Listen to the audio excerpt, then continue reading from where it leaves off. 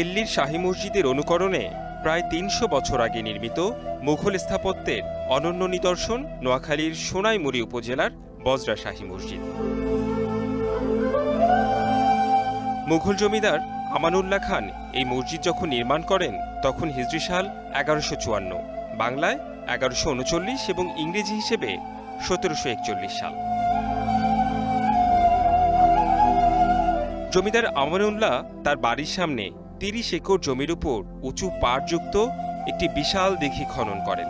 এ দিঘির পশ্চিম পাড়ে মনোরম পরিবেশে আকর্ষণীয় তোরণ বিশিষ্ট প্রায় ১১৬ ফুট দৈর্ঘ্য ও ৭৪ ফুট প্রস্থ এবং প্রায় ২০ ফুট উঁচু ৩ গম্বুজ বিশিষ্ট এ ঐতিহাসিক মসজিদটি নির্মাণ করেন।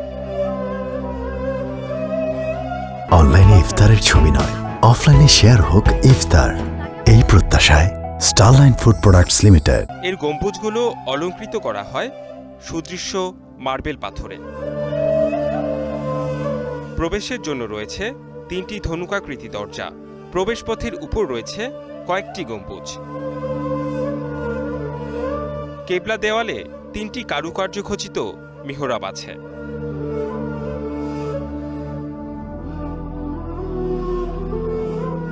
প্রত্নতত্ত্ব বিভাগ ১৯৮৯ সালের নভেম্বরে প্রাচীন এই মসজিদটিকে জাতীয় প্রত্নতত্ত্ব হিসেবে ঘোষণা করে।